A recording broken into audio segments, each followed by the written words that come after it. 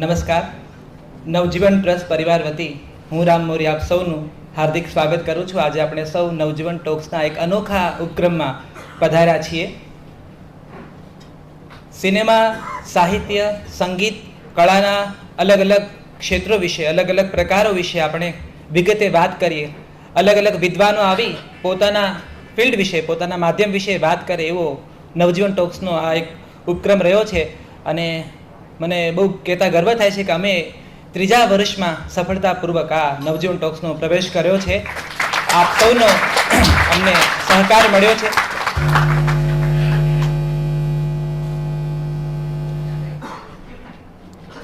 એક તો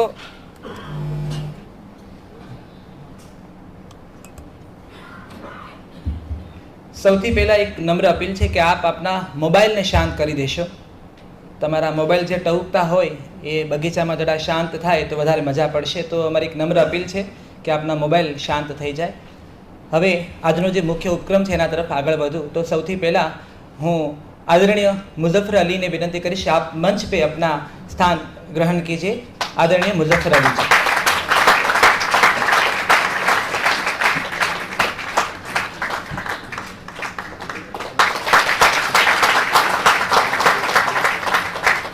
आप भारतीय सिनेमा जगत के जाने माने निर्देशक, लेखक, कवि, चित्रकार, फैशन डिज़ाइनर, अभिनेता, मतलब इनके बारे में क्या बोलूं. आप सब इनको जानते हैं. इनके सिनेमा के माध्यम से, उनके चित्र के माध्यम से आज हमारे साथ वो अपनी ज़िंदगी का जिक्र करने वाले हैं. हम बात करेंगे गमन के बारे में, हम बात करेंगे उमराव जान के बारे में. उनकी जो यादगिरी, उनका जो अनुभव रहा इन सिनेमा के साथ, उस विषय में हमारी बातचीत होगी. तो मुझे सिर्फ यही कहना है कि हर कलाकार के साथ अपना एक शहर जुड़ा हुआ होता है. उस शहर से वो कहानियाँ ढूंढता है, वो चित्र ढूंढता है, वो संगीत ढूंढता है. वो शहर बार बार, वो शहर हो या गांव हो, अपने साथ जुड़ा हुआ है. एक ऐसा कलाकार है जो एक बार कहता है हमसे कि इस शहर में हर शख्स परेशान सा क्यों है. फिर यही वो कलाकार है जो हमारे साथ बात करता है कि इस शहर में तुम जैसे दीवाने हजारों है.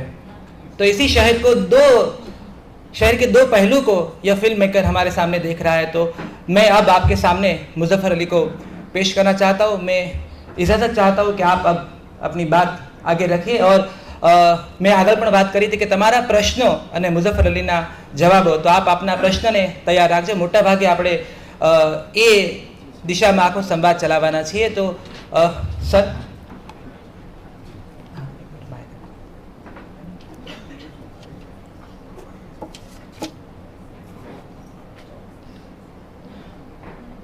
આપણે બધાએ ગમન જોઈ છે, આપણે બધાએ ઉમરાવ જાન જોઈ છે. આ એ ફિલ્મો છે જે આપણી સાથે સતત ધબકતી રહી છે, જીવતી રહી છે. આપણને ગમનની એ સ્મિતા પાટીલ ભૂલાતી નથી. એની આંખોમાં જે પ્રતીક્ષા છે, જે ઇંતજાર છે, એ આપણને સતત યાદ આવે છે. આપણને ઉમરાવ જાનની રેખા પણ ભૂલાતી નથી. એ ફારૂક શેખ હોય, એ નસરુદ્દીન શાહ હોય, આ બધા કિરદારો, આ બધા અભિનેતા સાથે એમણે જે કામ પાર પાડ્યું છે. इस फिल्म के साथ बहुत सारी कहानियाँ जुड़ी हुई है. आज उस कहानियों के बारे में भी हम बात करने वाले हैं. बहुत ऐसी बातें हमने जो सुनी है, इंटरव्यू में सुनी है, अखबार में पढ़ी है, कहीं किताबों में भी पढ़ा है. तो आज ज़रा डिटेलिंग के साथ इन फिल्म की प्रोसेस के बारे में बात होगी. तो अब आपके सामने मुजफ्फर अली.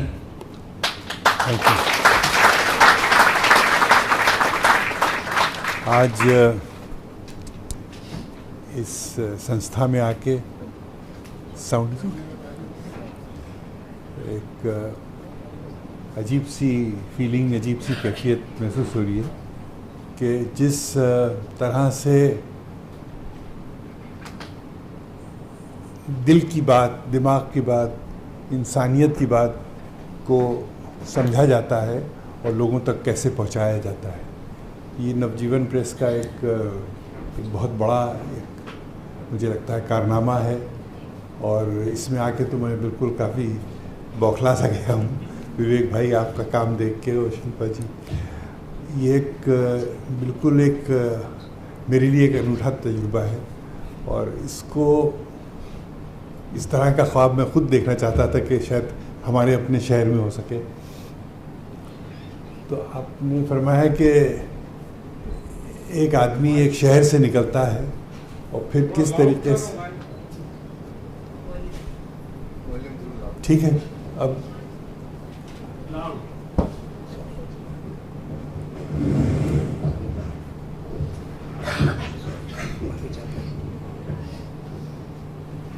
जी अब ठीक है।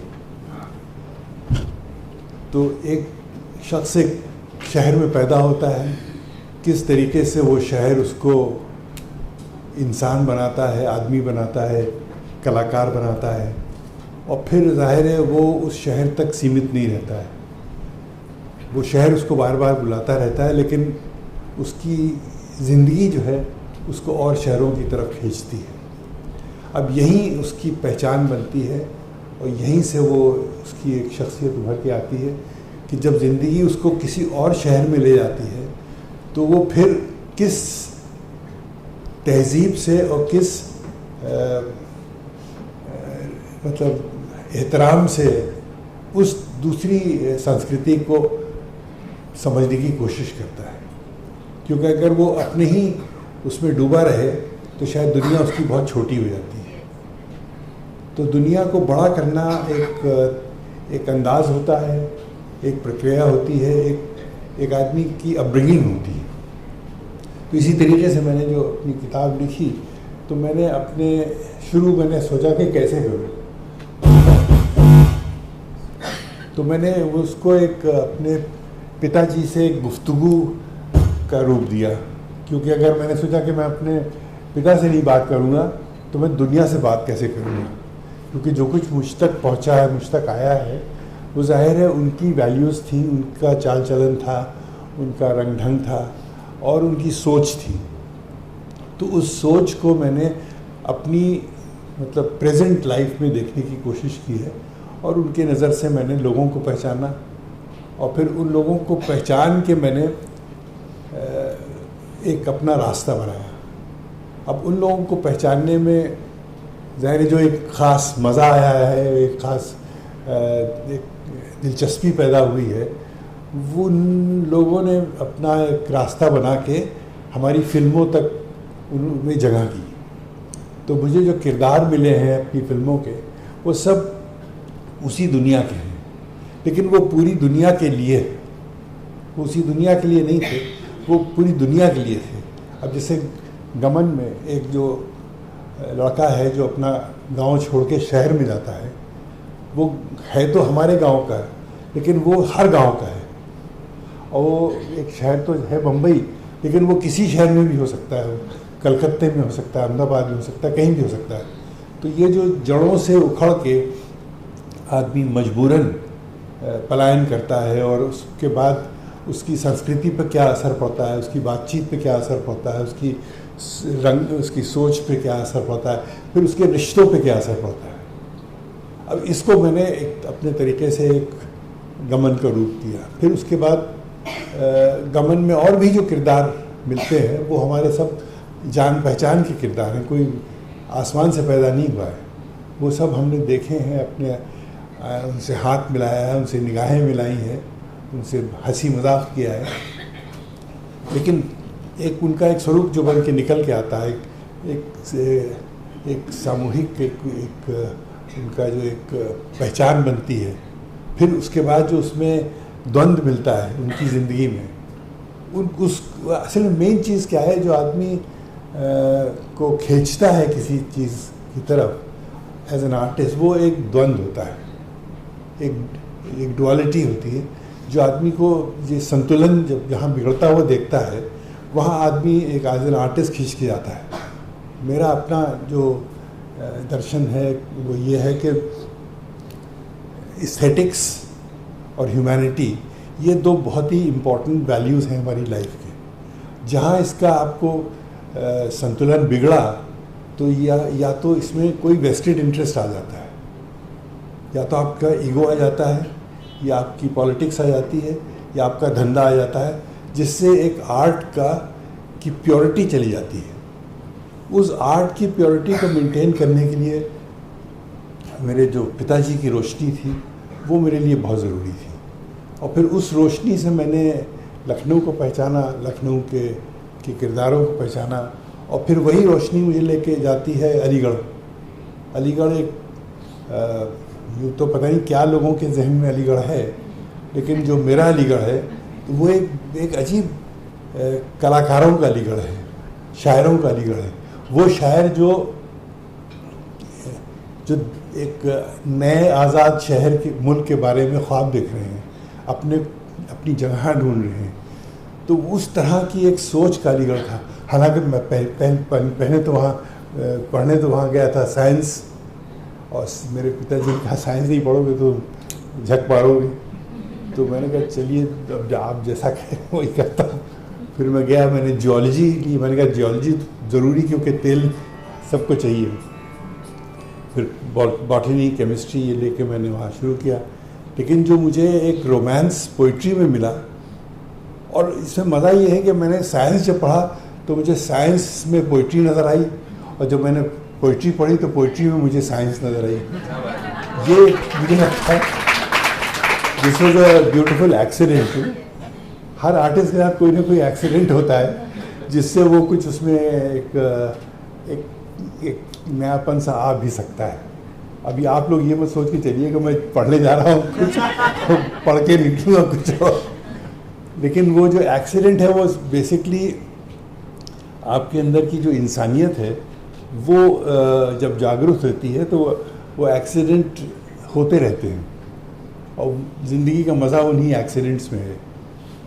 तो बहरहाल फिर वहाँ से मैं कलकत्ते गया।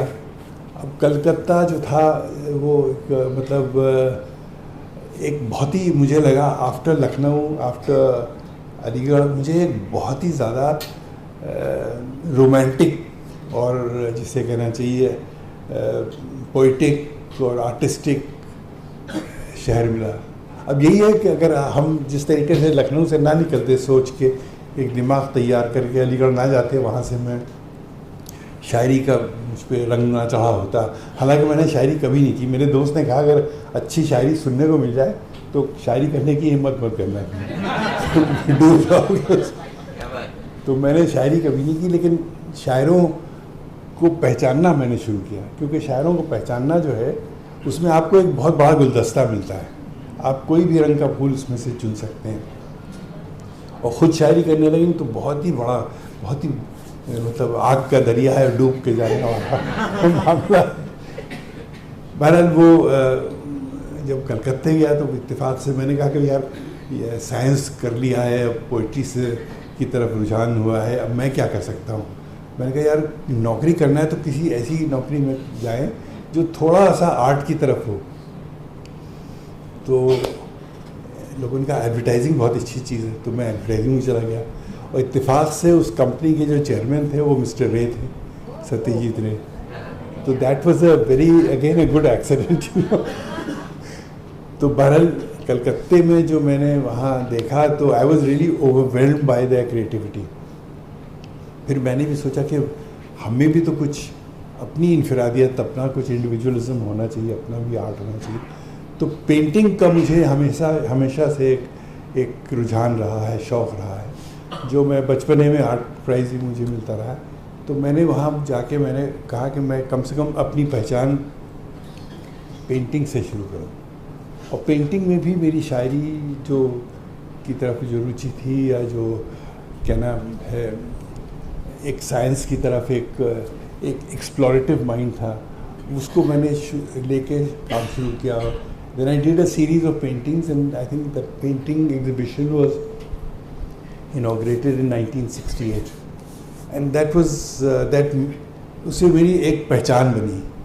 मैंने अपने आप को पहचाना, मेरे अंदर जो सलाहियतें थीं, जो मुझे एक फॉर्म और रंग रूप का एक एहसास था, उसको मैंने पहचाना। फिर वो ज़ाहिर है वो सफ़र वहाँ ख़त्म नहीं होता है, वो सफ़र में एक बीज भी बोया जाता है। वो बीज है मूविंग इमेजेस का। Because I believe and I think it's the language of moving images that can bring about all armed conflicts from the face of this earth. And bring about true brotherhood of man. तो ये एक art का एक मुझे एक बहुत ही ऊंचा मेयार नज़र आया कि अगर हम आर्ट को लेके उस मंजिल तक पहुंचा सकें जिसमें एक इंसान दोस्ती, इंसानी एक जैसे कह रहा है एक इंसानी बिरादरी का एहसास हो, इंसान के दुख दर्द हम ये पहचान सकें, not because they have belong to certain community और सर्टन प्लेस, एक इंसान की हैसियत से। तो ये मुझे फिल्म से मुझे उसका एक एहसास हुआ। इस एहसास को लेके मैं वहाँ से निकला कलकत्ते से। और उसके साथ साथ ये भी मुझे हुआ कि देखिए हम अवध के हैं, लखनऊ के हैं, यहाँ को लेके कभी कोई क्लासिक काम नहीं हुआ है। यहाँ के लोग पलायन करके बॉम्बे चले जाते हैं, वहाँ जाके वहाँ के रंग में घुल जाते हैं, या तो राइटर बन जाते हैं या पोइट्स बन जाते हैं या मतलब एक्टर्स बन जाते हैं। उनकी अपनी कोई जो शख्सियत है, उनकी जो ज़मीन से जुड़ी हुई खुशबू है, उसको वो नहीं आगे पहुंचा सकते इन अ बिगर होलिस्टिक वे। तो फिर जब मैंने उसके बारे में सोचा तो फिर ज़ाहिर है हर चीज़ पैदा हुई, गमन पैदा हुई, अंजुमन पैदा हुई, आगमन पैदा हुई, उमराव जान पैदा हुई, बहुत सी चीज़ें पैदा हुई जो उस ज़मीन से जुड़ी हुई थी, जो उस ज़मीन का दर्द की वो अक्कासी करती थी, पेश करती थी दुनिया के सामने। क्योंकि देखिए जब तक आप में एक दर्द का एहसास नहीं तब तक आप में कला का एहसास नहीं है, क्योंकि कला ही जो है वो मतलब वो दर्द जो है वो कला को प्रोपेल करता है। And there is no other way of expressing the power of art than through human understanding human agony and anguish. So I think these are very important lessons of my life, which I've tried to put into Zikr. The Zikr has got a lot of details. छोटी छोटी बातें हैं, छोटे छोटे किस्से हैं, छोटे छोटे मजाक भी हैं, क्योंकि बगैर मजाक के तो कुछ होता नहीं है। हम लोग जब फिल्म बनाते हैं तो उसमें हमेशा एक यूनिट का आदमी होता है जो मजाक का शिकार होता है वो उसको भी मज़ा आता है, उससे अगर मजाक ना कीजिए सुबह शाम तक एक दो बार तो कहता है मैं कुछ क्या हुआ भाई, मुझसे क्या गलती हुई। तो आई थिंक इस जिक्र में भी इस तरीके के छोटे मोटे मजाक हैं, और भी हो सकते थे, लेकिन क्योंकि मैं नहीं जानता था कौन पढ़ेगा तो मजाक मैंने दबा के रखे, लेकिन बातचीत में निकल सकती। तो आप बताएं इसके बाद कुछ सवाल हो तो अच्छा रहेगा, क्योंकि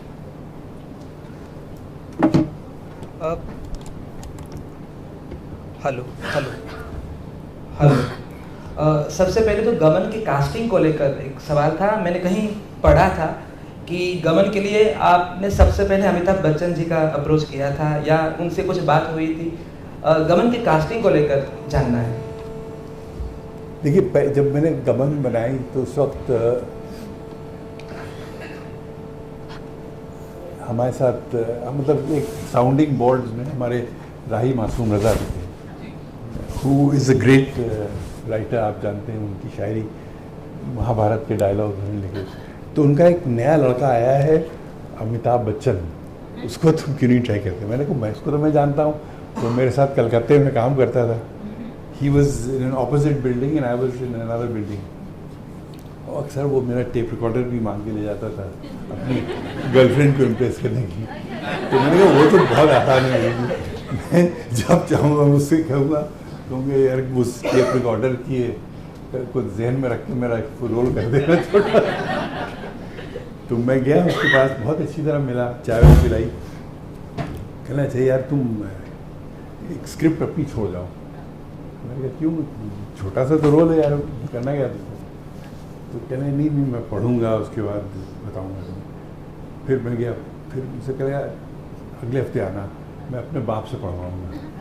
तो मैंने कहा अच्छा। फिर मैं गया, तो कई बार गया उनके पास। फिर फाइनली उसने कहा यार मतलब दोस्ती अलग और ये काम अलग है। जब मैं हाँ कहता हूँ तो तुम्हें मालूम नहीं कितने बड़े ट्रांजैक्शंस होते हैं, कितने बड़ा हो होता है। तुम एक 3-4 लाख वाली फिल्म बना रहे हो, इसमें तुम परेशान हो जाओगे मुझे लेके। तो मैंने कहा यार तुम ठीक कह रहे हो, लेकिन ठीक है। फिर मुझे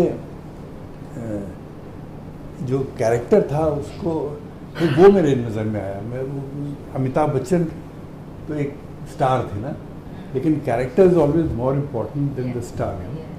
So I wanted a character who was lost, who was wind blown, who was helpless, who was like, and Amitabh was right, you know, he had created this fighter image and he couldn't obviously erase that image from the audience's mind, you know. Audience भी जाके देखती कहते अरे यार तुम क्या role कर रहे हो, ये तुम्हारा रोल थोड़ी था.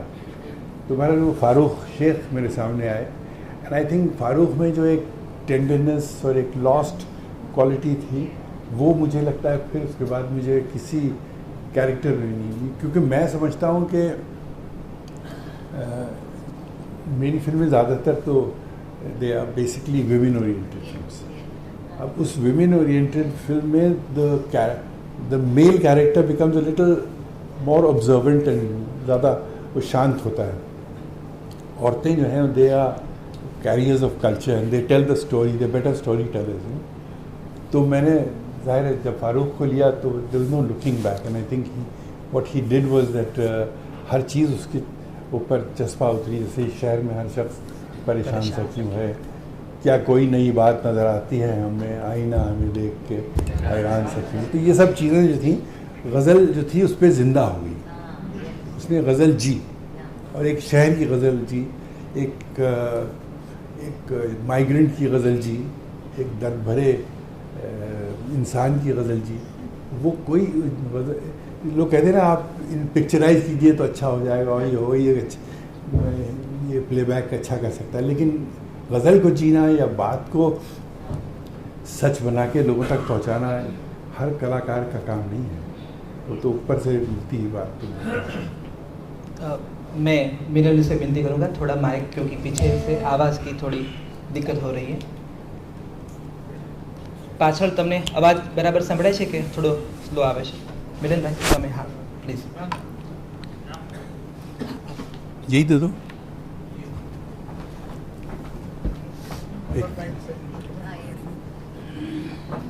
हाथ में झुंझुना होगा तो अच्छा लगेगा.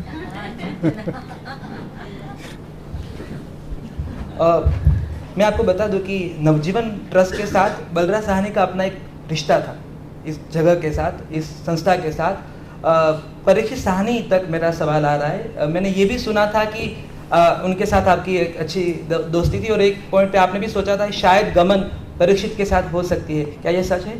जी हाँ, परीक्षित हमारा नेबर था बॉम्बे में. हाँ, और उसने he was very keen to do it, लेकिन कहीं ना कहीं मुझे लगा कि जो एक वल्नरेबिलिटी आना चाहिए चेहरे पे, वो वल्नरेबिलिटी नहीं थी. क्योंकि I think today the protagonist has to be vulnerable, क्योंकि he can't change things, you know. Change तो दर्शक को करना है, प्रोटैगनिस्ट नहीं चेंज करता है. दर्शक में जब दर्द पैदा होता है, एहसास होता है कि यार ये क्यों सब शहर छोड़ के जा रहे हैं, गांव छोड़ के जा रहे हैं, वो ज़्यादा इम्पोर्टेंट है. तो वो वल्नरेबिलिटी जो उसमें फारूक में थी वो परीक्षित में नहीं थी. हालांकि परीक्षित अब भी मेरा अच्छा दोस्त है और उसमें भी कला है, लेकिन ज़ाहिर है उसकी कला अलग थी, इसकी कला जो मुझे ज़रूरत थी उस वो थी.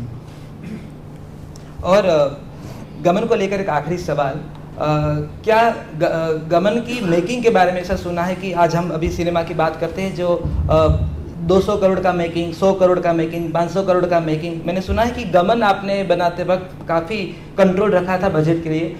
शायद सेकंड क्लास में सब ट्रैवल कर रहे थे, या हर कलाकार को 5,000 से ज़्यादा पुरस्कार भी नहीं दिया गया था. बहुत से लोगों को नहीं दिए. नाना पाटेकर जो है कहना तुमने मेरे पैसे नहीं दिए, हालांकि मैंने उसको इंट्रोड्यूस किया था. तो मैंने कहा ले लो, कहने नहीं वो कर्जा मैं बाकी रखूँ. तो ये आप जब सुनते हो, अब आप जब सुनते हो कि 200 करोड़ की सिनेमा बन रही है, 500 करोड़ की सिनेमा बन रही है, जब आप सुन रहे हो तो आपको वो माहौल और इस माहौल में क्या फ़र्क आपको महसूस होता है? Total disconnect. Total disconnect. बिल्कुल, वो तो रायता सा फैलाते हैं कि आप उसको समझ नहीं सकते. बल्कि मेरे जो एक प्रोडक्शन कंट्रोलर थे, यहीं के थे गुजरात के, मोहम्मद शफी पटेल, कहते आप जब सब झोले वालों को लेके आप चले गए कुटवारा और सब गड़बड़ कर दिया, कोई कहीं क्लैप नहीं दिख रहा है, और क्लैप बेचारे ने दिया तो वो दूर से दिया तो क्लैप में कुछ नजर नहीं आ रहा. कल देखो मैं तुम्हें बताता हूँ कैसे क्लास दिया जाता है।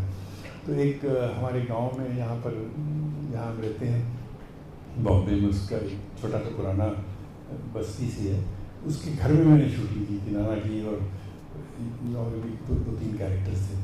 तो पटेल साहब ने कहा मैं देता हूँ क्लास, तो उन्होंने क्लास तो दिया, लेकिन वो बहुत देर तक घूमते रहे क्योंकि निकलने का कोई रास्ता नहीं। अरे देखिए आपने कितना हमारा स्टॉक वेस्ट कर दिया। तो बहरहाल इसको बहुत ही हम लोगों ने शूस्ट्रिंग बजट पे काम किया और 4 लाख का बजट था, हम लोगों ने 3.5 लाख में खत्म कर दिया।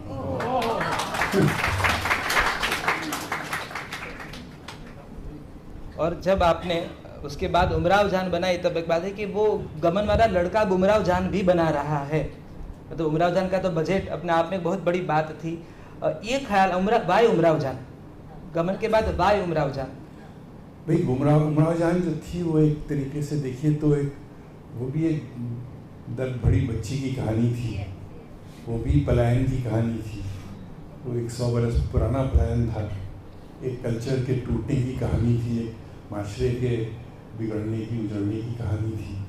और उसमें फ़र्क इतना था कि सिर्फ उसमें गज़ल उसने दूसरे तरीके से जी, इसमें बेचारी ने नाच के जी, अपने भाव के साथ जी, गत के साथ जी।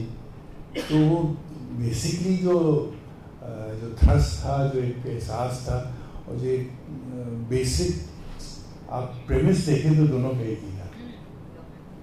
उमराव जान में ज़ाहिर है और क्या था, कुछ कपड़े रंगीन थे और कुछ जेवरात थे, कुछ थोड़ी सी महफिलें थी, कोई बहुत बड़ी वो नहीं थी टीम टाम से आजकल गाने होते हैं तो पता चला गाना तो एक को चाहिए, तो वहाँ 100 आदमी गा रहे हैं साथ साथ उनके, अब वो हीरो भी किसको देखे वो भी परेशान है।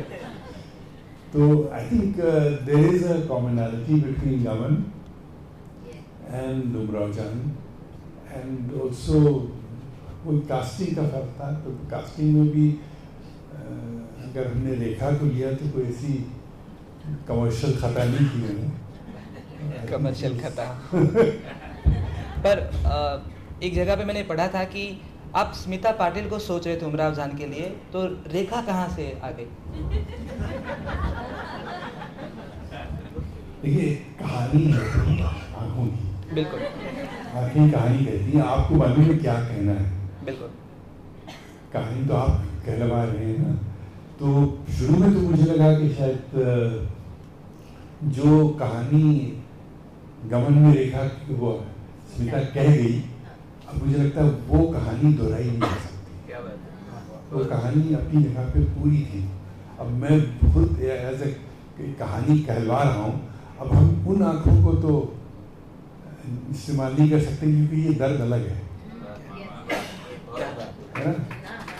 तो वो उस दर्द की सेंसिटिविटी को महसूस करना और कुछ आँखों को लेके उनको दर्द की vocabulary banana was a very big challenge for me.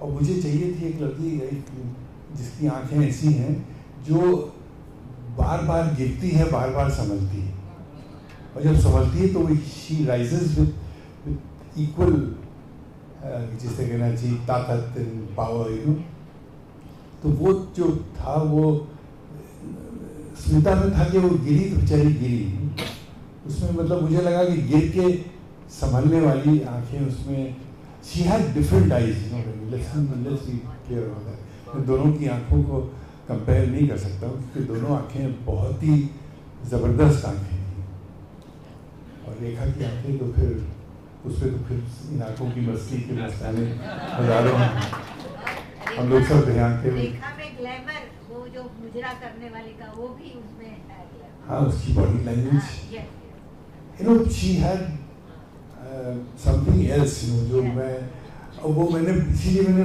Bollywood के किसी डांसर को भी नहीं लिया कि उसको कोरियोग्राफ करें, तो कुम्भी बहन ने किया यहाँ पर।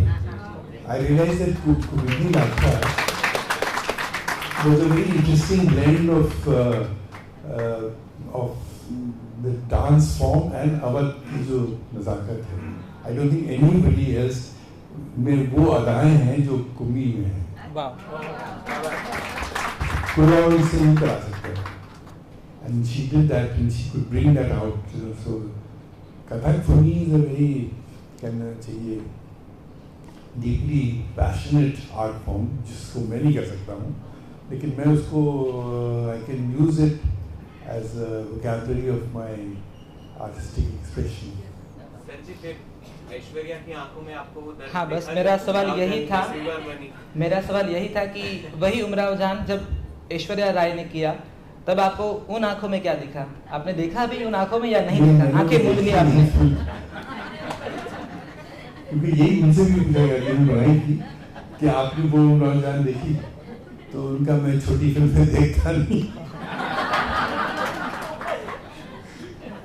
नहीं, वो अब जाहिर है यार, जब मैं इस्तेमाल मतलब किसी आँखों का जब इस्तेमाल किया जाए तो फिर वो एक पूरी दुनिया अलग होती है। You can't just make kind of casual statements about it. पर हम जब कास्टिंग की कहानियां सुनते हैं ना, तब कभी भी लगता है कि ये सचमुच की कहानी है या अखबार वालों ने टेबल पे बना दी, कभी कभी लगता है। तो मैंने कहीं पढ़ा था कि उमराव जान का कास्टिंग हेयर सैलून में हुआ था। ये सच? हेयर सैलून में आप शायद बाल कटवाने गए थे और आपने रेखा का पोस्टर देखा, क्या ये सच है कि रेखा की पोस्टर नहीं देखा? हर सैलून में पुराने अखबार पड़े होते हैं ना, मैगजीन होती है, तो मैं अपना बाल का कटने का इंतजार कर रहा था। मैंने देखा एक तस्वीर लड़की की और उसमें लग रहा था कि वो तेवर है, तो मैंने कहा व्हाट अबाउट दिस गर्ल। अब आपने उसको बता दिया कि हेयर कटिंग सैलून में उसकी कास्टिंग। पर हम मुझे पूछना है आपसे कि आपके पास उमराव जान के म्यूजिक संगीत को आज भी हम गानों को मैं तो सुबह से वही गाने वापस सुन रहा था क्योंकि मुझे उस माहौल में वापस आना था। इस संगीत को लेकर भी कुछ सुना था मैंने कि काफ़ी कश्मकश आपके दिमाग में चली थी उमराव जान के संगीत को लेकर, किसे दूं किसे ना करवाऊं, क्यों करवाऊं, उस बारे में थोड़ा जानना है। क्रिएटिव एक्ट कश्मकश नहीं होगी तो क्या होगा? एकदम सीधा रास्ता तो होता है। हर आदमी हर मर्ज की दवा तो होता है। हम ही को मालूम है हमारा मर्ज क्या है। फिर हमने पहले तो जयदेव जी को चुना था। अब जयदेव जी वो मेरे लिए एक बहुत बड़ा ख्वाब थे और उन्होंने जो काम कर चुके थे, जैसे वो अभी ना जाओ छोड़ के या मुख्तलिफ चीज़ें जो जयदेव जी ने की, वो तो मेरे सर पे चढ़ के बोलती है। लेकिन फिर गमन में भी जो उन्होंने काम किया वो कोई नहीं कर सकता, क्योंकि जयदेव जी जिसे कहना चाहिए एक अजीब सी मस्ती थी। आप लोग सब जानते हैं ना क्या क्या उन्होंने। फिर उन्होंने जो हमारे साथ काम किया, आपकी याद आती रही रात पर, चश्मे नम मुस्कुराती है, और ही वाज समबडी एल्स। और वो मैं किस तरीके से उनसे काम लेना चाहिए और करना चाहिए वो मुझे उन्होंने खुद सिखाया। मैं एयर इंडिया में काम करता था, उनका घर था ईरोस के नीचे, तो मैं मतलब स्टेशन से उतर के चढ़ के सीधे जाता था जयदेव जी का, रोज़ उनको कॉफ़ी बना के पिलाता था और वगैरह वगैरह। फिर मैंने जयदेव जी से कहा कि देखिए जयदेव जी, गज़लें हैं लेकिन गज़लें हमारी गज़लें हैं, मतलब हमने चयन की हैं इस दास्तान के लिए, और शहरियार की गज़लें। कह ये शहरियार कौन है भाई? हमने कहा हैं, आप परेशान न हो, आप कॉफ़ी पीजिए। फिर धीरे करके उनको कहला जी तुमने गज़लें तो करा ली, इसको गाएगा कौन? हमने कहा वो फिल्म में दिखाई जाएगी। कह रहे कोई गाएगा नहीं इनको? हमने कहा नहीं गाए नहीं। गाई नहीं जाएगी। बहरहाल जब मैंने उमराव जान शुरू की तो मैंने बताया आई वेंट टू जयदेव जी। उन्होंने कुछ कॉम्पोजिशंस की अच्छी थी, लेकिन हमारे जो एक इनर सर्कल होता है जिससे बाउंसिंग बॉल जिसे कहते हैं, उनका यार इसमें कुछ उड़ान नहीं है। तो मैं भी सोचता रहा। फिर मैंने अपना सर खुजलाया, मैंने कहा वो जो शाम गम की कसम जिन्होंने किया था ना, इसको उनको उनके पास चला जाए, खयाम साहब के पास। अब खयाम साहब के काम में से कहना चाहिए नगमगी है, एक नशा है जो मुझे लगता है जयदेव जी का अलग था, उनका अलग था। I'm very fortunate to have worked with these people and so intensely, and they also work with me not like a commercial film director. They work with me as an artist who is trying to do something different. You know? तो इत्तेफाक से ये था कि जब हमने उसको शुरू किया, फिर to get out of Jaydev ji also very difficult. तो हमारे जो पटेल साहब थे वो उनको मैंने वो कट करने के लिए माहिर थे. जब कोई किसी को कट करना होता है तो शफी साहब को भेजा कि इसको कट कीजिए. और cutting is a very terrible thing ना, जो आप एक बार किसी को हाँ बोल दीजिए फिर उसको ना बोलना हो, तो जब वो आते थे कुछ खास एक्सप्रेशन लेके तो लोग पता जाते ये कट करने का. तो बार उनको लगाया कि अब उनको मतलब माजरत चाहिए कि साहब ये फाइनेंसर करा है, इनको ले इनको ना ले. फिर anyway that was not a very pleasant thing. But then I went to Khayyam साहब, and when I went to Khayyam साहब वहाँ पर that was a totally different world. जो खयाम साहब के साथ काम किया है, तो शहरियार को मैंने ला के अपने घर पे रखा. साल भर तक हम लोग अप एंड डाउन जो एक एक चीज़ एक एक नुक्ता जो निकल के आता था, वो एक अजीब दुनिया थी. तो वहाँ तक पहुँचने के लिए I mean each sitting was a delight, you know. और हर सिटिंग के साथ जो कॉफ़ी पी थी वो मुझे अभी तक याद है. और वो मिसेस सयाम ने डर के बहुत मोहब्बत से पिलाती थी कि कहीं पी कॉफ़ी अगर इनको धुन नहीं अच्छी लगी तो But it was for me it was a very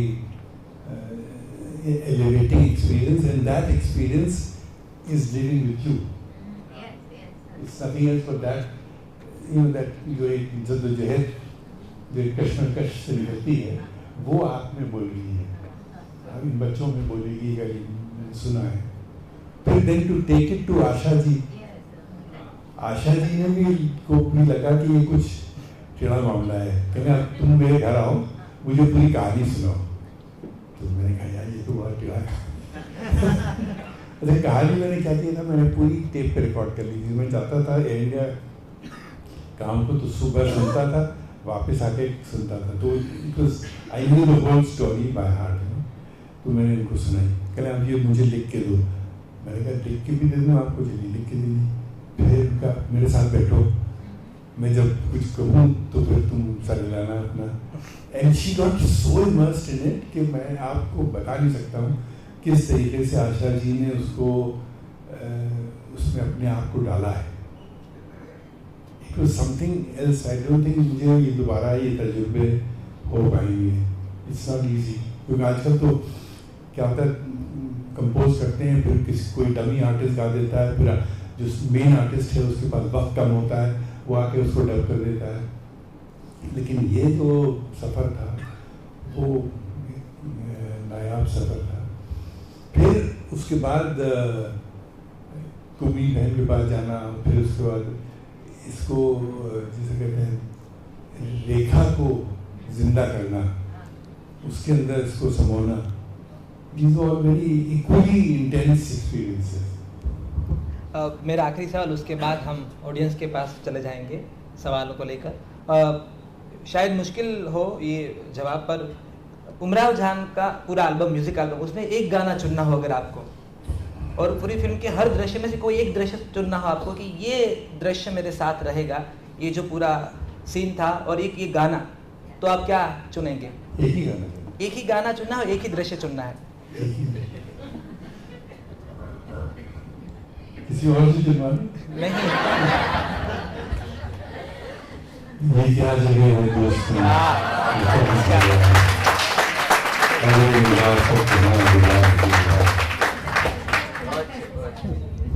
और दृश्य सीन पूरा हमें सीन वो अच्छा है जहाँ उसकी आंखें में आंसू हो जाते हैं.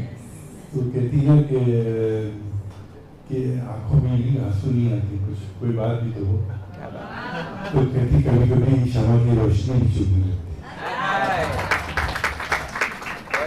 મિલનભાઈ, જેમનો પણ સવાલ હોય એ હાથ ઊંચો કરજો, માઇક તમારા સુધી આવશે.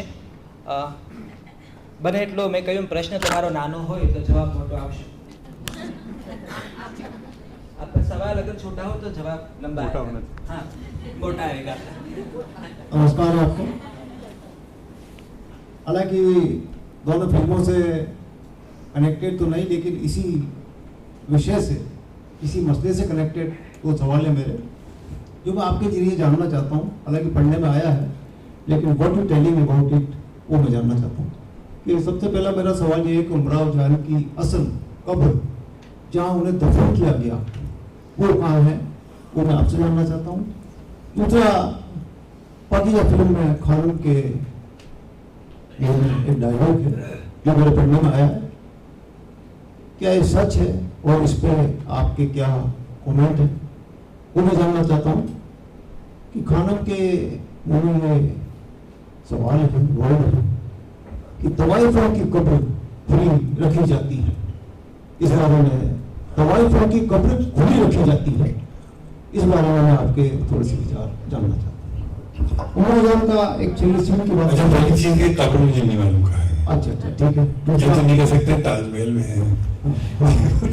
दूसरा, आई हैव नो आइडिया. लोग कहते हैं मैंने यहाँ देखा, मैंने वहाँ देखा, हाँ, वही confusion था. I don't know that.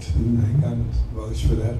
दूसरा दूसरा वो था कि तवाइफ का कोठा तवाइफ की कब्र खुली रखी खुली जाती रखी है. जाती है कि क्या? ऐसा आपने सुना है या क्या? तवायफ की जो कब्र होती है वो खुली रखी जाती है. आपने हाँ, ये भी नहीं मुझे मालूम. ये ध्यान रखिए. મારી વિનંતી છે એક જ સવાલ રાખજો જેથી બીજા લોકો સાથે વાત થઈ શકે. पर लास्ट में तो इमरान जान को वो क्षण मैं कभी भूल नहीं सकता जब इमरान जान वापस कोठे पे आती है हाँ. और उसको कांच को साफ करती है और वापस. થેન્ક યુ થેન્ક યુ धन्यवाद. થેન્ક યુ જી. नमस्ते. મિલન जी सर તમારો સવાલ.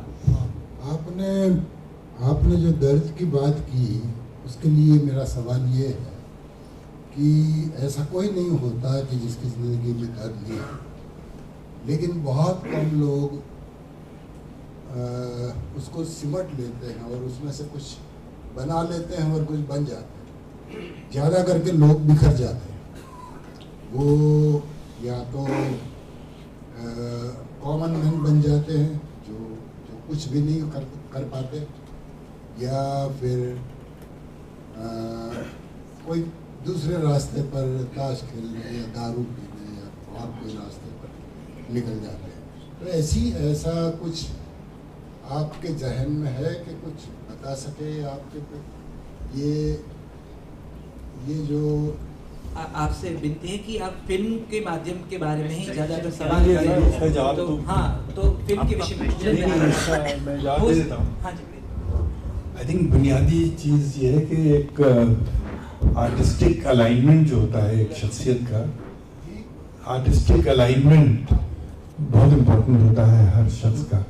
अगर आर्टिस्टिकली आप में अलाइनमेंट आ जाए कि आपका फन जो है वही माध्यम है आपके दर्द के बयान करने का, तो आपको वही दर्द जो है वो अब आपके कलम में आ जाएगा, आपके गले में आ जाएगा, गाने में आ जाएगा, आपके बजाने में आ जाएगा. बहुत कम लोगों में ये होता पाया जाता है. नहीं, जो आप कलाकार इसीलिए कम होते हैं. इसीलिए कम. हाँ, वो डॉक्टर सफल कलाकार कम हैं. सफल कलाकार कम होते, कलाकार तो अच्छे ही होते हैं. नहीं, कलाकार का भी दिमाग खराब हो सकता है ना, बल्कि कलाकार के दिमाग ज्यादा खराब होते हैं. उनका अगर ईगो बिगड़ गया तो उनको बर्दाश्त करना बड़ा मुश्किल होता है. नॉर्मल आदमी तो बर्दाश्त कर लेगा, लेकिन कलाकार का ईगो अगर उतर गया मतलब गया तो उमराव जान और कमल दोनों, उमराव जान in particular, it's a poetry segment कह सकते हैं. और वो दोबारा तो बनी नहीं सकती है जिस तरह से बनी है ऐसी. लेकिन ऐसी फिल्में उमराव जान और कमल जो इंटेंसिटी, जो इस कैरेक्टर जिस तरह से बनी, ऐसी फिल्में और क्यों नहीं आती है? इसके लिए क्यों बनती नहीं है? असल में क्या है कि लोग जो हायर एंड ऑफ आर्ट है ना, वहां तक जाते डरते हैं.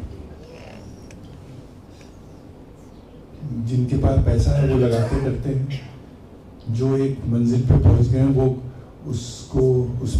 उसमें काम करते डरते हैं कि कहीं हम लोगों की समझ में नहीं आई और हम गिर गए तो हम कहीं के नहीं रहे हैं। तो दे एवरीबडी इज प्लेइंग सेफ।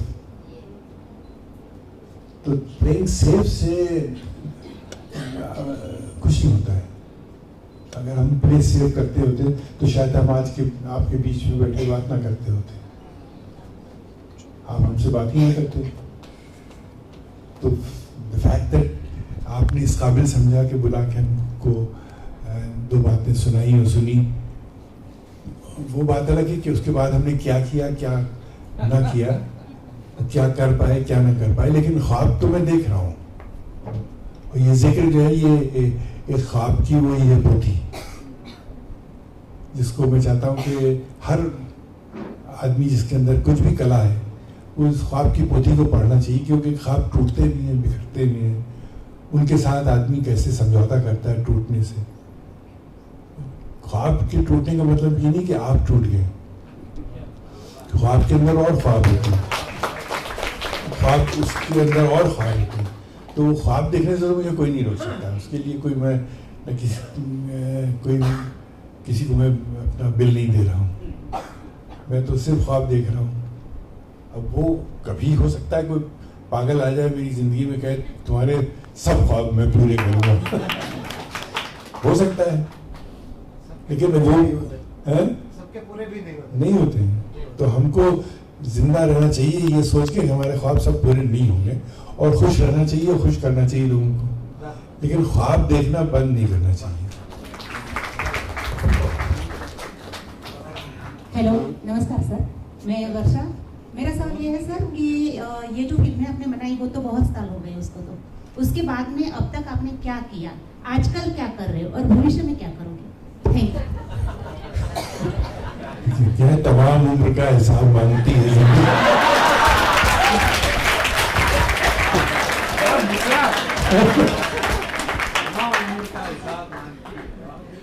तो ये जिक्र में मैंने इसी का जिक्र किया है, अप टू डेट है, मतलब इसमें पूरा पढ़ लीजिए।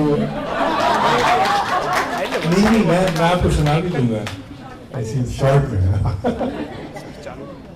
नहीं मैंने तो देखिए, आदमी जब कुछ करता है या कुछ उसके हाथ टूटते हैं तो उससे उसके अंदर एक रास्ता खुलता है।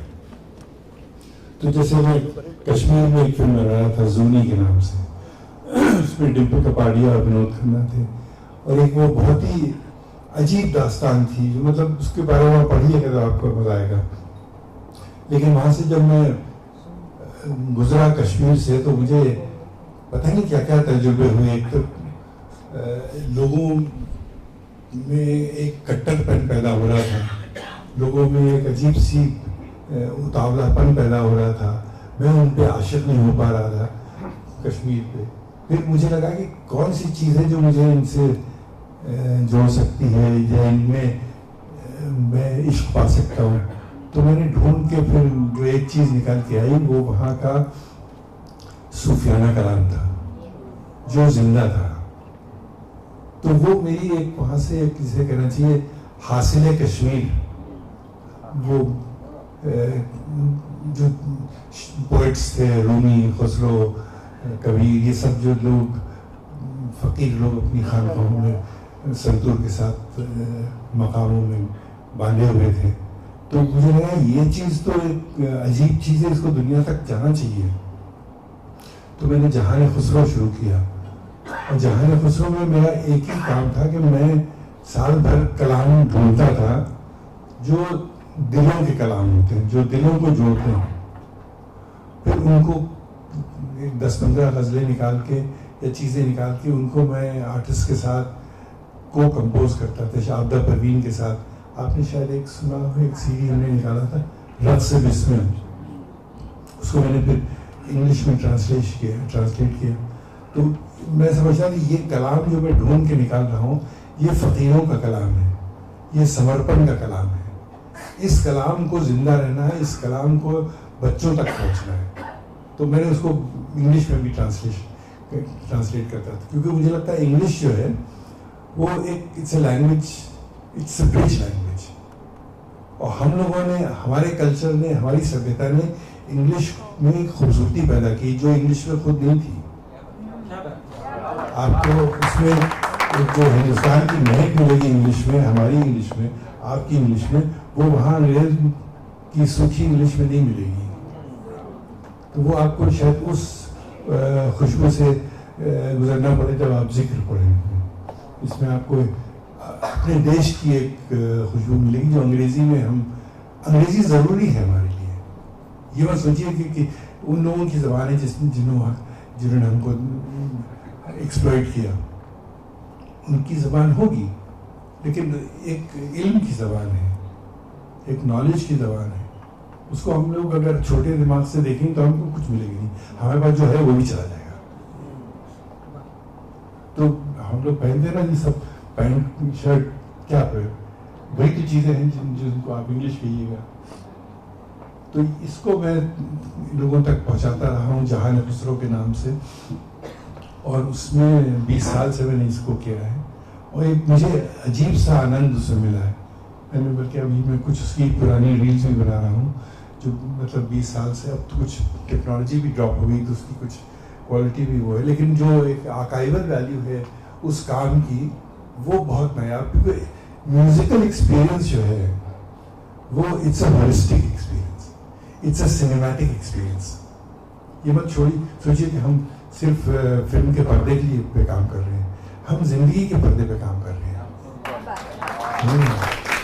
तो जो आदमी ख्वाब देखता है तो उसके सामने कोई लिमिटेशन नहीं होती, क्योंकि एक ख्वाब के बाद जब दूसरा ख्वाब आता है तो वो उन लिमिटेशंस को पार करके आता है।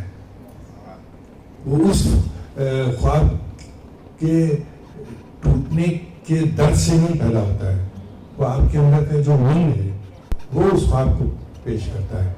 तो वही मैं सोचता हूँ कि जब जो एक पैनोरामा होता है एक सोच का, एक लाइट का, एक आर्टिस्ट्री ऑफ स्टेज क्राफ्ट, ये मेरे लिए as a film maker becomes very important. तो मैंने जो जहान खुसरो देखे तो एक खंडर में मैं पूरा करता था, और उस खंडर में जो एक लाइट एंड शेड जो बन के निकलता था, मैं बयान नहीं कर सकता हूँ क्या चीज़ होती है। वो समा बनता था। आजकल हम लोग नृत्य तो करते हैं, लेकिन नृत्य के अंदर वो जादू नहीं डाल पाते हैं। You know, light is a very big thing. You know, light को हम लोग समझते नहीं कि लाइट क्या है। वही लाइट है जो आप बदल दीजिए तो कुछ और लग जाती है दुनिया, और उसी लाइट की तलाश में हम लोग रहते हैं। जो मैंने पहली एग्जीबिशन की थी कलकत्ते में, मैंने वही कढ़ाई का शेर लिखा था, कभी कभी रोशनी की तलाश में कई मंजिलों से गुजर गए, कभी रात ऐसी डरावनी कि हम आरज़ू से भी डर गए। तो हम लोग आरज़ू भी है हमें, और डर भी है, मंजिलें भी हैं, उनकी तलाश भी है। तो ये चीज़ जो है वो एक मतलब ख्वाब के टूटने का ये हासिल है, ख्वाबों के टूटने का ये हासिल है। मैं उससे निराश नहीं होता कि मैं ये नहीं कर पाया, मैं वो नहीं कर पाया। मैं कुछ सोच रहा हूँ जिसको मैं लफ्ज़ों में नहीं बयान कर सकता हूँ। मैं सिर्फ उसको दिलों की धड़कन से जोड़ के कोई बात कह सकता हूँ। अगर मुझ में वो दिल की धड़कन नापने का आला ख़त्म हो जाए तो मैं बिल्कुल बेकार हूँ। पैसे की ज़रूरत नहीं मुझे, क्योंकि पैसा मेरा काम नहीं करता है। मैं तो जो कलाकार मुझसे मिलता है मेरे लिए वो भगवान रहता है। मैं उसको जिस तरीके से उसको एहतराम से देखता हूँ, और जो मतलब एक उसको जिस तरीके से एक एलिवेटेड प्लेटफॉर्म पे रख के लोगों के सामने पेश करता हूँ, और फिर जब वो पेश हो रहा होता है तो मैं दुआ मांगता रहता हूँ कि इसकी हाजिरी कबूल कर लो ऊपर वाला।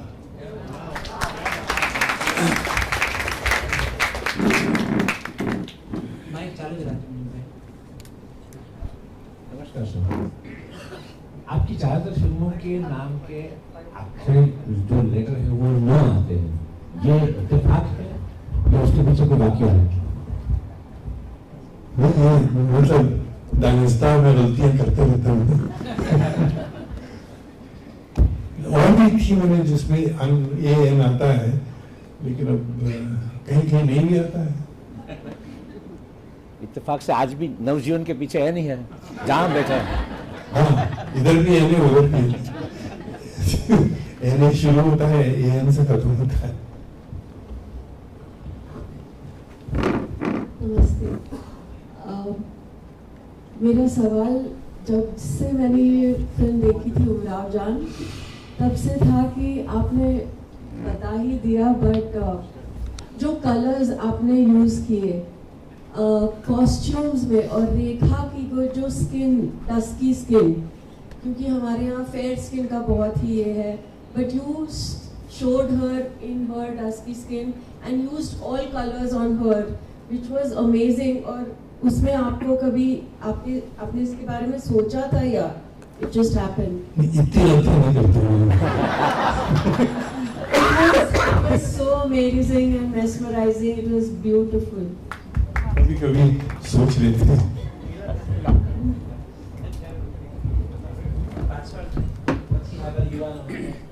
Thank you. I think if people don't respond to these things, तो लगता है मैंने कुछ किया ही नहीं। नमस्कार।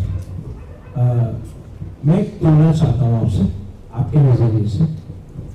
पाकीज़ा की सहजन थी उमराव जान, आपने भी पाकीज़ा देखी होगी, और उसमें सूफियाना जो फिलोसफी है उसका ज़्यादा मतलब, लेकिन आपके नज़रिए से मैं सुनना चाहता हूँ। मैंने तो काफ़ी कुछ सोचा है उसके बारे में, लेकिन अगर आप आपके नज़रिए से बताएं तो ना सहजन मतलब पाकीज़ा की और उमराव जान की। Thank you.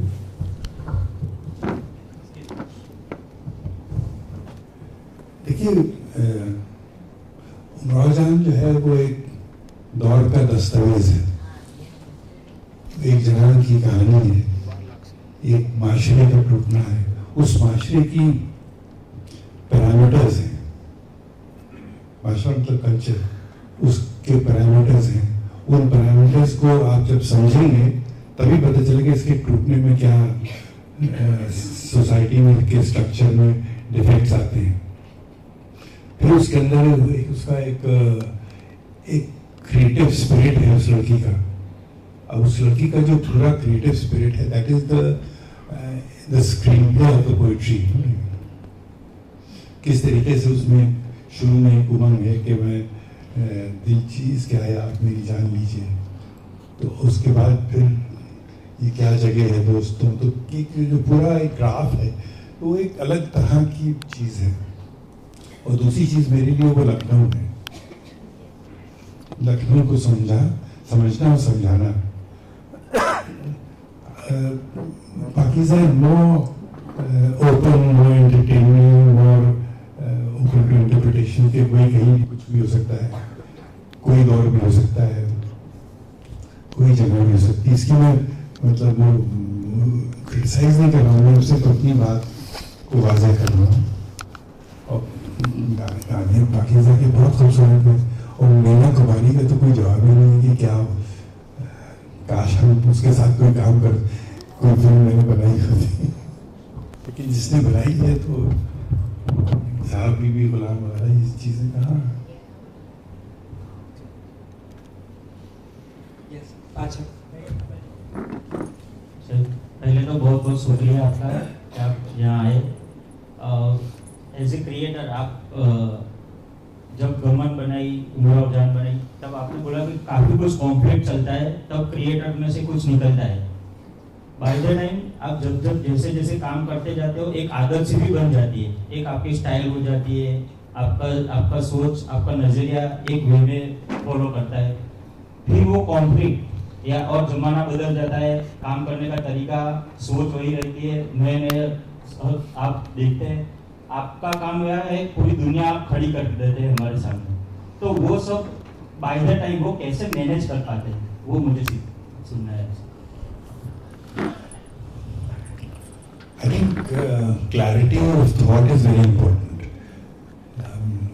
यूँ तो लगता है कोई मुझे देखे कि आदमी बहुत ही स्कैटर ब्रेन है, लेकिन there is a method in my mind. मैं उसको मैनेज करता हूँ अपनी मतलब मैं रोज सोचता हूँ कि मुझे अब अगला कदम मेरा क्या होना चाहिए, और वो बहुत सोच के मैं उस कदम को कहीं ना कहीं दर्ज कर लेता हूँ कि ये कदम होना चाहिए, और किस तरीके से हम अपनी I can add value to other people's lives. सारा खेल तो दुनिया में यही है कि how you are adding value to somebody else's life, किसी न किसी तरीके से, या तो वो कलाकार हो या दर्शक। आप अगर उसकी जिंदगी में कोई वैल्यू नहीं ऐड कर रहे हैं और सिर्फ अपनी जिंदगी के बारे में सोच रहे हैं कि how you can enjoy things और how you can buy this and that, you become a dead man. लेकिन if you are adding value to other people is really the true call of an artist.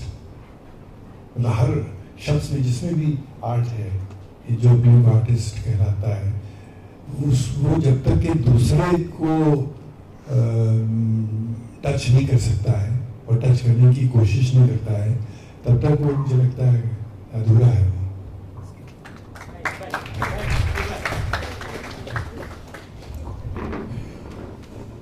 Doctor sir question ऐसा है कि जब भी कोई artist कोई भी अपनी कला प्रेजेंट करता है, कभी कभी ऐसा होता है कि वो आर्टिस्टिक एक्सेलेंस को छू जाता है और उसको लगता है कि उसने कुछ बहुत बेहतरीन या ऐसा कुछ क्रिएट कर दिया है। इस लेवल पे जाके ऐसा हो सकता है कि कोई जो आर्टिस्ट है वो अपने ही क्रिएट किए हुए बैरियर को शायद तोड़ना चाहे या फिर तोड़ सकता है या नहीं तोड़ सकता है, तो उसकी उस वक्त की जो मनोदशा होती है वो किस तरह से उसको डील करते हैं, थोड़ा उसके ऊपर अगर आप कुछ बोल सकते हैं। Thank you. नहीं, ऐसा क्यों सोचेगा कि आपने कुछ ऐसा कर दिया जो आप इससे बेहतर नहीं कर सकते हैं। अगर आप उसमें फंस गए, ये बात अलग है कि जो मैंने किया है वो 100 आदमी तक गया है, 1 करोड़ आदमी तक गया है या 1 आदमी तक गया है।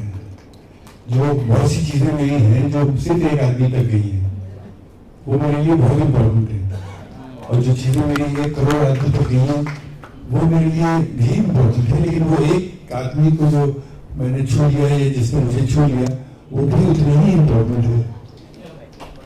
तो इसमें आदमी अगर अपना वो अपनी नाम जो कंफ्यूज कर देगा तो फिर लड़खड़ा जाएगा। नमस्ते सर। सर आपकी ज़्यादातर फिल्में वुमन ओरिएंटेड है, तो सर मेरा ही आपसे प्रश्न है कि सर आपके जीवन में ऐसे कौन से स्त्री पात्र है जिनसे आप प्रभावित हुए और आपको प्रेरणा मिली? एक तो मेरी माता जी, मेरी मदर, उसके बाद फिर जो भी मेरी रिश्ते में, आई वाज मैरिड 3 times, तो हर शख्स ने एडेड वैल्यू। फिर मेरी लड़की है, शी एड्स वैल्यू। तो और भी मेरे बहुत से लोग हैं जिनका मैं नाम भी नहीं लेना चाहूँगा, दे एडेड वैल्यू। तो I think women are very perceptive, they are very intense, and they take you on a certain path, you know. And I'm very lucky to see that aspect of a woman in a woman, क्योंकि वो हर आदमी में नसीब नहीं होता, और मुझे उससे वही दिखता है क्योंकि यहाँ से जो मुझे मिलने वाला है वो कहीं और से नहीं मिलने वाला है। तो मैं मतलब my son's mother, Shad's mother, she comes from a matrilineal society of Kerala, you know, यहाँ पर जो खानदान जो है औरतों से चलता है, and she is the niece of Mrinali Sarabhai also. तो वो they all matrilineal women, you know, जिनके यहाँ जो औरतें हैं वो बहुत strong और powerful होती हैं। आप मलिका को ले लीजिए।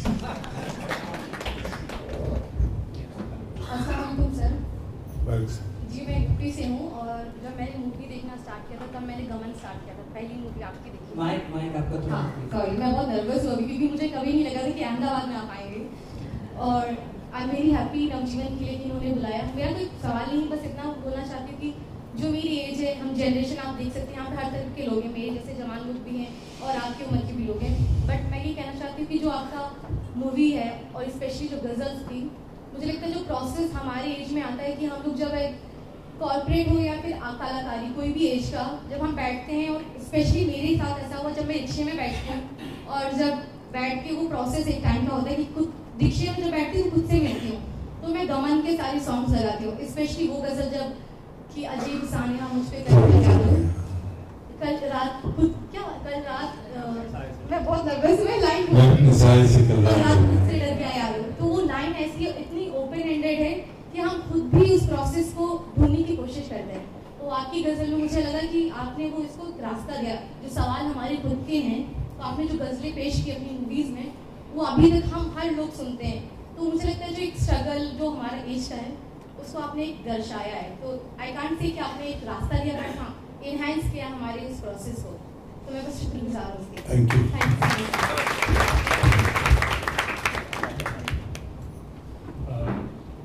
Hello sir. सर एक सवाल आपसे जानना चाहेंगे कि is there a difference between good art and great art? क्योंकि आपने इन हस्तियों के साथ काम किया है जिन्हें आज का दौर हमेशा एक ग्रेट की कैटेगरी में डालता है, और हमारा अपना इच्छा ये होती है कि काश हम कुछ गुड आर्ट बना पाए। तो क्या आपको लगता है कि कोई फंडामेंटल डिफरेंस है गुड और ग्रेट आर्ट में, या धीरे धीरे गुड ग्रेट बन जाता है? नहीं, ग्रेट आर्ट तो वही है जो लोगों के दिलों में घर कर ले, और जो दिलों में घर नहीं कर पाता है, सिर्फ घर के अंदर दीवारों पे टंग जाता है, या सिर्फ एक दिखावे के तौर पे उसका की एक पहचान बनती है, तो वो it is just good art.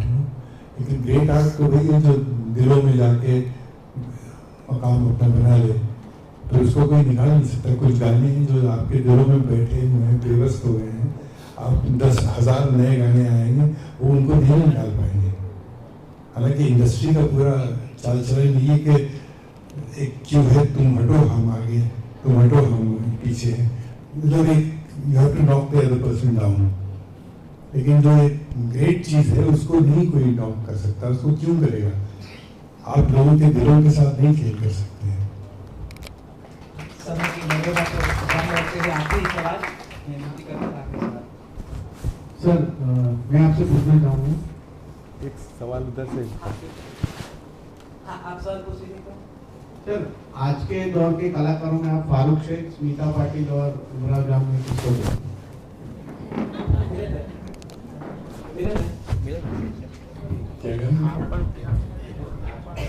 आज के दौर में अगर आप किस फारूक शेख को देख रहे हो, कहाँ पे आप ऐसा है, मैं बताऊँ, हर शख्स में किरदार है, हर शख्स के चेहरे पे कहानी है, उसको सिर्फ पहचानने की बात है। मैं तो रोज जब अपनी गाड़ी से चलता हूँ तो मुझे हर जगह एक चेहरा नजर आता है जिसकी अपनी एक बैक स्टोरी नजर आती है।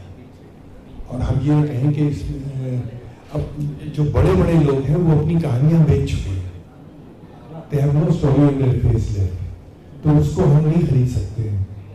और उसको हम खरीदेंगे तो हम उसको एक रिसाइकल माल की तरह लेंगे ना, हमारे लिए तो कोई नहीं हो सकता जो मतलब जो दिल को छू जाए उस वक्त। अब कल मैंने स्कूटर पे 3 लोगों को देखा, मतलब एक अजीब सा कॉम्बिनेशन था, 3 लोग अपने मुंह को ढके हुए जा रहे थे, उनकी सिर्फ बॉडी लैंग्वेज से, तो मतलब ये कह रहा कि हर जगह आपको एक पूरी दुनिया है। सरसरी हम जहान से गुजरे वरना हर जहान दीगर था। हम लोग जल्दी में दुनिया से गुजर गए, वरना हर मुकाम पे, हर जगह पे एक पूरी दुनिया थी जिसको हमने पहचानने की कोशिश नहीं की। तो वही चेहरे की बात है, चेहरे भी जो है वो हर जगह एक कहानीकार है।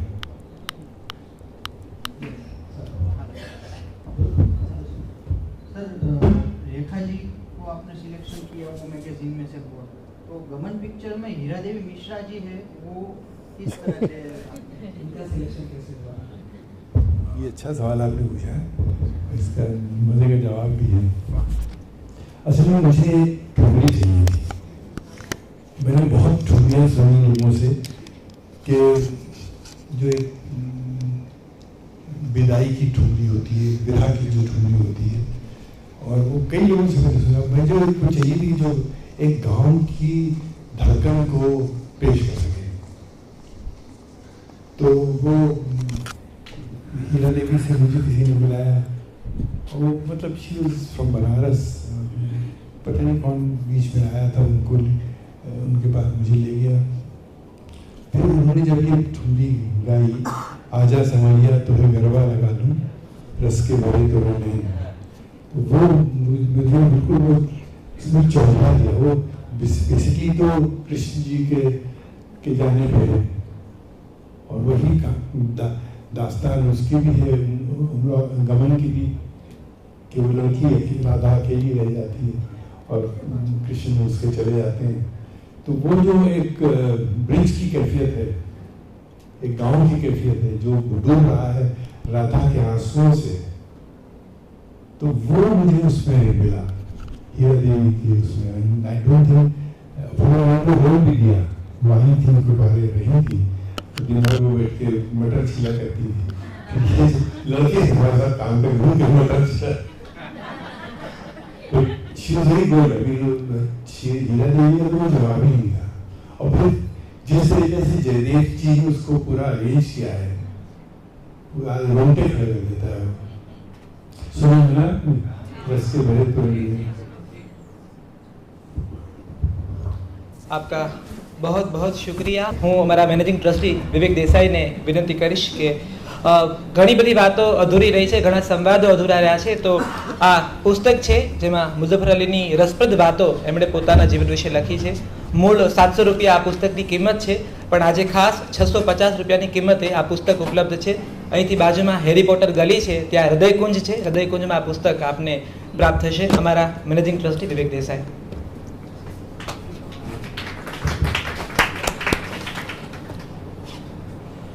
Thank you sir, thank you for coming.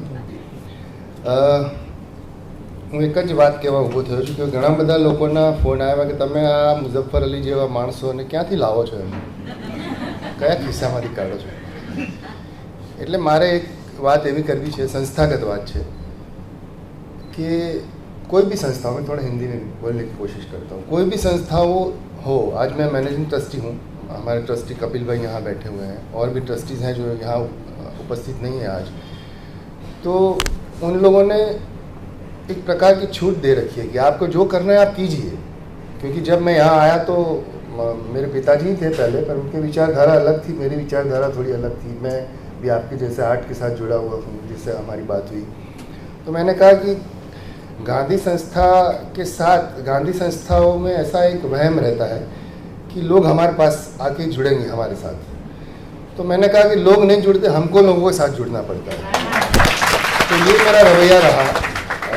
तो आज नितिन भाई भी बैठे हैं, वो गांधी आश्रम के ट्रस्टी है और बहुत वेल नोन हमारे शहर की प्रतिभा है।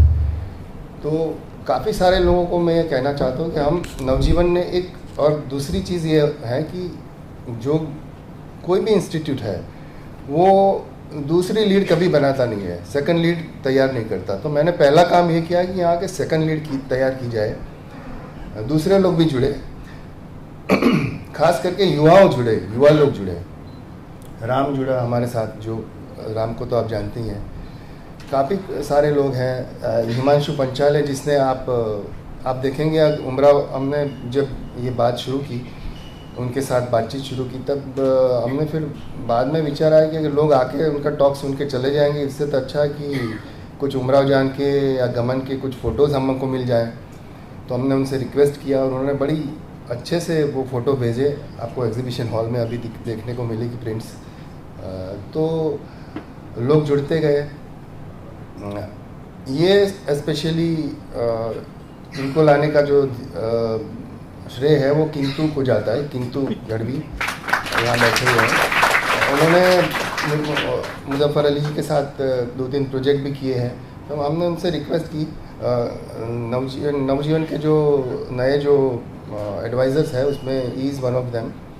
तो मैंने बोला ना, नई नई टीम जुड़ती जाती है। नवजीवन न्यूज़ है हमारा, जिसमें तुषार और प्रशांत दयाल जैसे पत्रकार काम कर रहे हैं। तो सरकार को हिला देने वाला भी कभी बोलते हैं। तो हमको कोई प्रॉब्लम नहीं है। देखो, हम सबको वेलकम करते हैं। Navjeevan is welcome all the people जो हमारे साथ जुड़ना चाहते हैं, अच्छे एक्टिविटी के साथ जुड़ना चाहते हैं, चाहे ड्राइंग हो, ये है, कुछ भी हो, तो नवजीवन इसको एक्सेप्ट करता है। और दूसरी चीज़, सर के बारे में हम जब वो जल्दी आ गए थे सरप्राइजिंगली, तो हम बैठे थे ऑफिस में, फिर उन्होंने नवजीवन को देखा, बताया हमने सब। अब जब हमारे इंस्टीट्यूट में आते हैं तो हमारी तारीफ हमको तो करनी ही पड़ती है, और ज़रूरी भी है। ऐसे लोग बाहर 2-4 लोगों को और बताए तो वो भी अच्छा है। तो फिर आने के बाद बैठे और उन्होंने कहा कि ये जिक्र है, तो हम बुक की ट्रांसलेशन की बात चली, तो उन्होंने कहा यार जिक्र की गुजराती हो सकती है? मैंने कहा बिल्कुल हो सकती है। तो अभी मैं उनको बोलता हूँ कि जिनके गुजराती हम करेंगे, इसकी गुजराती हम करेंगे sir. Translation to translate in any language, other language से, गुजराती में भी बहुत ट्रांसलेशन का बहुत प्रॉब्लम है, बहुत लोग अच्छे से ट्रांसलेट नहीं कर पाते। पर हम विल टेक टाइम और कोई अच्छा ट्रांसलेटर ढूंढ के ये किताब, क्योंकि not only as a film maker, पर ये उन्होंने अपने जो पेंटिंग की किताब है वो भी मुझे अभी गिफ्ट की, तो मैंने देखा, पेंटिंग्स नेट पे भी देखा हुआ है। अभी वो अपना पेंटिंग नीचे हमको समझा रहे थे कि देखो पेंटिंग में ऐसा है, शायरियाँ होती है, ये पेंटिंग में ऐसी शायरी है, ये है। और जो घोड़ा है वो प्रोसेशन के बाद कैसे देखता है वो अपना, वो सब समझा रहे थे। हमने कहा सर टाइम हो गया, लोग वेट कर रहे हैं, तो हम ऊपर आ गए। वो बात में लगे रहते थे, तो तब मुझे लगा कि ये बुक किताब जो है इसका गुजराती होना चाहिए। तो नॉट कि हाँ ये आए इसलिए हमने कमिट कर दिया, पर नॉट ओनली फिल्म मेकर है इसलिए कमिट कर दिया, फिल्म मेकर है, आर्टिस्ट है, फोटोग्राफर है, बहुत अच्छी शेर शायरी कर लेते हैं। तो इसका गुजराती हम करेंगे सब। मैं वादा नहीं करता कब करेंगे, पर करेंगे ज़रूर। तो ये इतना ही कहना था। नवा लोग नवा प्रोग्राम्स हमारी સાથે થતા હોય છે દર રવિવારે, ઓલમોસ્ટ 1-2 રવિવાર છોડીને કરતા હોઈએ છીએ, અને હજી બી કરતા રહીશું। એપ્રિલમાં કવિઓ ઘણા થોડા દુઃખી થઈ ગયા હતા કે અમારું તો કંઈ થતું જ નથી, એટલે કવિઓના પણ પ્રોગ્રામ અમે કરવાના છીએ નેક્સ્ટ થોડા એપ્રિલ મેમાં। એટલે જે લોકોને જોડાવવું હોય ને એ લોકો બહુ જ સાદી ભાષામાં બિંદાસ રીતે આવે અને નવજીવનને આવીને માણે મળે। અહીંયા બધા જ અવેલેબલ હોય છે। ઘણીવાર લોકો એમ કહે કે ભાઈ તમે આવીએ ને તમે તો કામમાં હતા, કોઈ કામ કરતા નથી, અમે શાંતિથી બેઠા હોઈએ છીએ, સરસ રીતે કામ કરીએ છીએ, એટલા માટે સ્મૂથલી ચાલી રહ્યું છે।